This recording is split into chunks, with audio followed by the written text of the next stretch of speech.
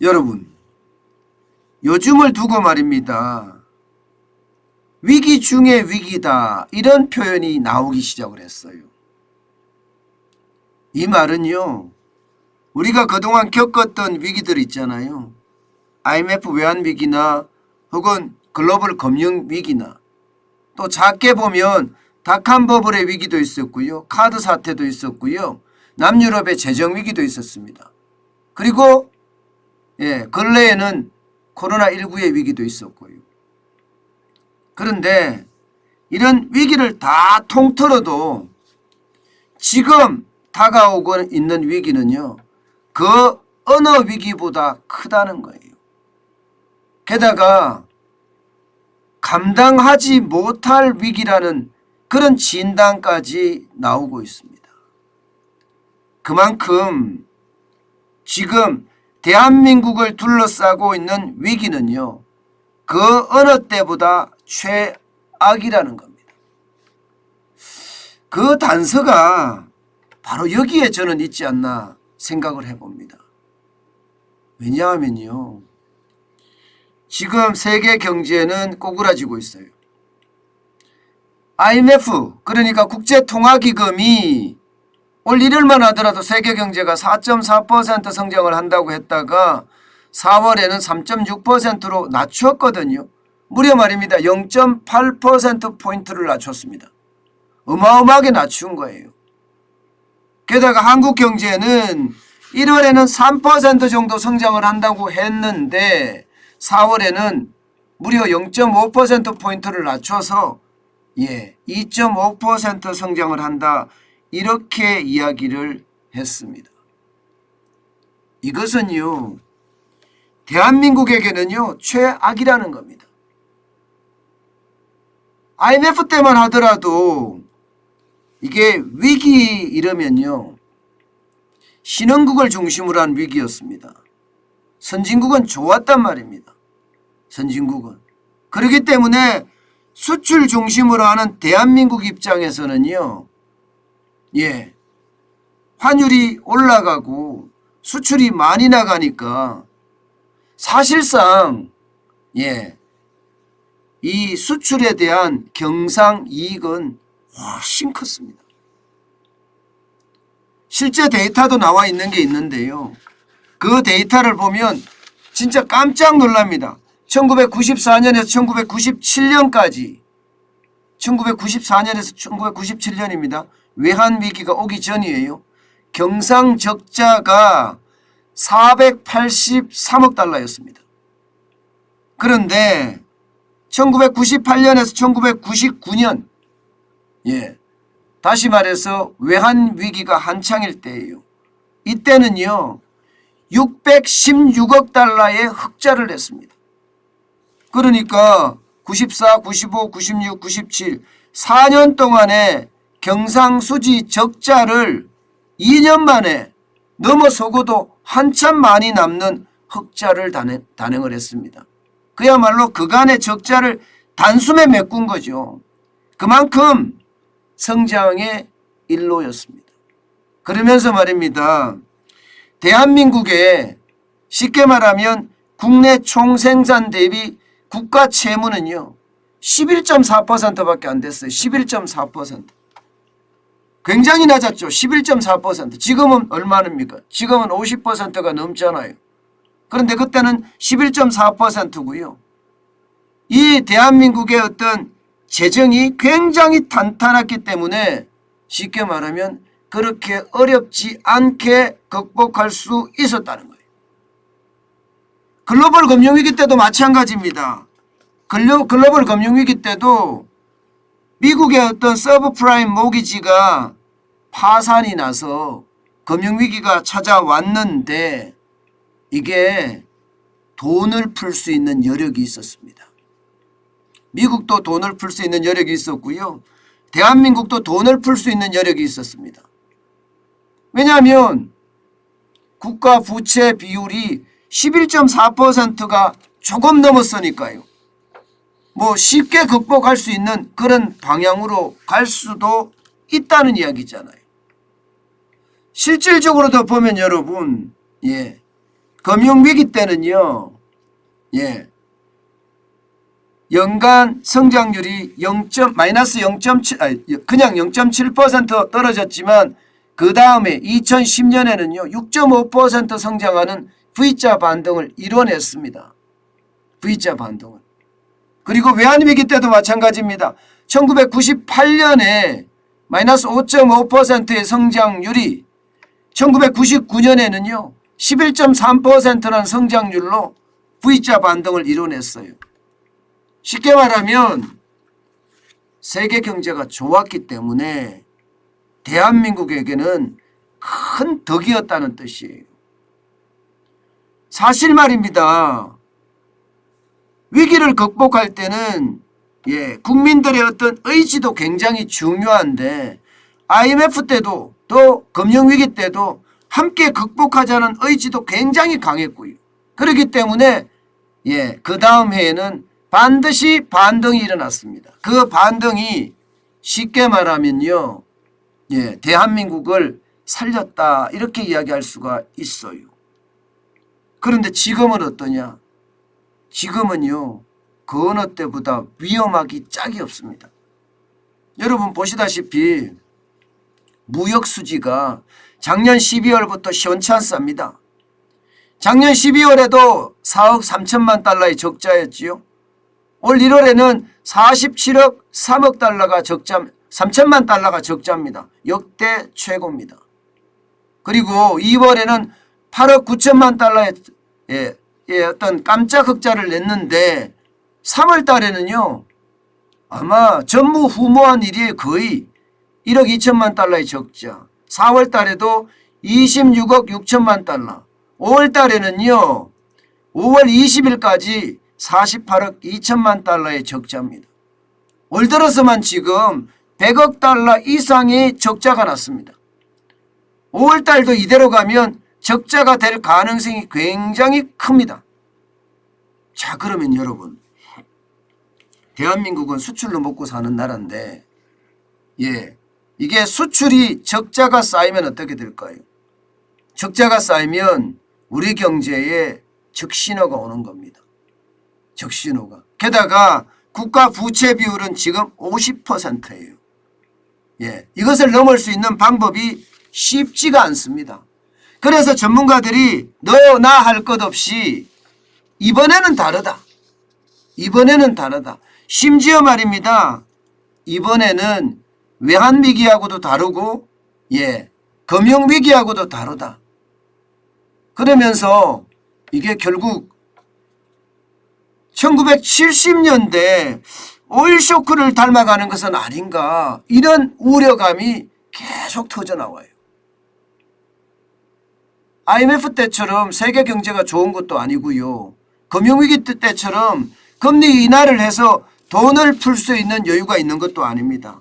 그렇다면 지금 인플레이션과 경기 침체가 동시에 발생하는, 그래서 스태그플레이션이라는 게 전 세계를 휩쓸었던 1970년대하고 다른 점이 없다는 거예요. 다른 점이 없다. 당시 미국만 하더라도 소비자 물가 상승률이나 실업률이 모두 10%를 넘는 악몽을 겪었거든요. 지금 소비자 물가가 미국은 4월 달이 8.3%까지 치솟았습니다. 이미 70년대에 육박했다는 이야기가 나올 정도예요. 게다가 말입니다. 이게 통화량도 어마어마하게 불어서요. 거품이 굉장히 쌓여 있다는 이야기입니다. 언제 터질지 모른다. 이게 세계 경제의 상황입니다. 미국 경제가 그러니까 세계 경제는 거의 비슷하게 돌아가거든요. 지금 대한민국은요, 사실 1974년부터 1981년까지 여러분도 아는 살인적인 물가 20% 안팎이었어요. 최고치는 1980년에 28.7%까지 올라가기도 했습니다. 그 당시에 물가 때문에 또 경기 침체가 되는 것 때문에 사회적 혼란도 어마어마했거든요. 쉽게 말하면 물가가 올라가고 경기가 침체가 되고 그러면서 오는 사회적 혼란이 그 당시의 사회를 휩쓸었다고 해도 과언이 아닙니다. 그러면서 말입니다. 우리가 스태그플레이션을 벗어나기 위해서 굉장한 노력을 합니다. 이게 여러분 생각보다가 쉽지 않거든요. 예. 지금 대한민국에 바로 1970년대 같은 오일쇼크의 위험이 있다는 사실이에요. 저는 그게 시장의 어떤 충격으로 다가올 수도 있다고 생각을 합니다. 한국경영자총협회는요. 실제 말입니다. 코로나 사태 당시를 글로벌 금융위기 때보다가 더 위험하다. 글로벌 금융위기 때를 100으로 본다면 코로나19 사태는 134.4다 이렇게 이야기했거든요. 게다가 IMF 외환위기 때도 마찬가지예요. IMF 외환위기 때를 100으로 봤을 때 코로나19 사태를 128.5로 지금 보고 있거든요. 그만큼 경제에 미치는 충격도나 혹은 경제에 미치는 체감도가 그만큼 컸다는 이야기예요. 그런데 코로나19의 위기가 지금 쭉 지나고 나서 말입니다. 2021년, 2022년을 겪으면서 좋아진 게 아무것도 없습니다. 오히려 더 나빠지고 있습니다. 게다가 미국의 금리 인상은요. 우리 경제에 아주 최악으로 압박을 하고 있다 이렇게 이야기합니다. 결국 말입니다. 코로나19의 어떤 위기에서 시작된 경기 침체는요. 앞으로 계속될 거고요. 2022년이 들어서면서 지금 물가는 물가대로 올라가고 있거든요. 거기다가 소비는 소비대로 떨어지고 있고요. 소비가 떨어진다는 것은 성장이 안 된다는 뜻입니다. 결국 그 성장이 안 된다는 뜻은 여러분도 알다시피 최악의 시나리오인 스태그플레이션으로 갈 가능성이 굉장히 높아졌다는 이야기입니다. IMF 외환위기보다도 더 글로벌 금융위기보다도 더 1970년대식 오일쇼크식의 스태그플레이션이 터지면 여기를 극복하기가 만만치 않다는 이야기가 됩니다. 게다가 말입니다. 게다가 전 세계는요. 리더십의 위기에 봉착을 했습니다. 옛날처럼 세계화 하면서 미국이든 러시아든 중국이든 아니면 서방이든 그렇게 함께 움직이는 모습이 지금은 없어졌습니다. 그야말로 각 나라들이 각자 도생하는 모양새예요. 주요국 리더들이 예전에 비해서 국제 간 협업에 의해서 위기를 넘자고 하는 것이 아니라 이제는 자국 우선으로 이 위기를 넘어야 되겠다. 일단 나부터 살고 봐야 되겠다 하는 그런 리더십이 되는 바람에 지금 전 세계는 4분 5열이 됐습니다. 사사건건 싸우고 있습니다. 이게 결국은 우리 사회에도 큰 문제가 될 거라고 생각을 합니다. 우리는 수출을 하는 나라이기 때문에 그렇습니다. 게다가 우리나라는 또 어떻습니까? 우리나라는 문재인 정부 5년 동안 갈라치기 때문에 보수는 보수대로 진보는 진보대로 영남은 영남대로 호남은 호남대로 게다가 남성은 남성대로 여성은 여성대로 젊은 사람은 젊은 사람대로 나이 든 사람은 나이 든 사람대로 근로자는 근로자대로 경영자는 경영자대로 이렇게 4분 5열 되어 있단 말입니다. 과연 이 위기를 우리는 어떻게 넘을 수 있을까요? IMF 때나 글로벌 금융위기 때는 그래도 한마음 한뜻이었어요. 위기를 넘자 하는 그런 의지가 굉장히 강했습니다. 지금은 네가 망해야지 내가 권력을 잡아 이런 생각으로 지금 모두가 다투고 있으니 그거야말로 나라가 망조가 된 거라고 저는 생각을 합니다. 게다가 스태그플레이션이 이게 본격적으로 시작이 되면 지금은 이미 서막이라고 하잖아요. 저성장이 2.7%고 고물가가 4.5%까지 올라가니까 저성장 고물가의 조짐 이게 만약에 더 벌어지잖아요. 그러면 예, 대한민국 경제 진짜 어려워집니다. 어느 누구도 감당하지 못할 위기가 올 수도 있습니다. 예, 혹자는 이렇게 이야기합니다. 윤석열 정부 5년 동안 경제 위기를 막는 데 급급할지도 모른다. 성과를 내지 못하고 말입니다. 예, 그 정도로 이야기할 정도입니다. 다행인 것은 재계가 1060조에 해당되는 어마어마한 돈을 풀겠다 이렇게 얘기해서 그나마 다행이라고 지금 생각을 해요. 그게 실질적으로 재계의 투자가 일어나면요, 일자리는 많이 만들어질 거예요. 일자리는요. 그리고 그 일자리가 가계소득에 도움이 될 거고요. 그러면 소비가 일어나고 저성장의 어떤 카테고리가 좀 해소가 되거든요. 그러면서 수출을 흑자로 만들어가는 그런 전략을 쓴다면 그나마 극복할 수 있는 길일지도 모릅니다. 그렇지만 시기를 놓치잖아요.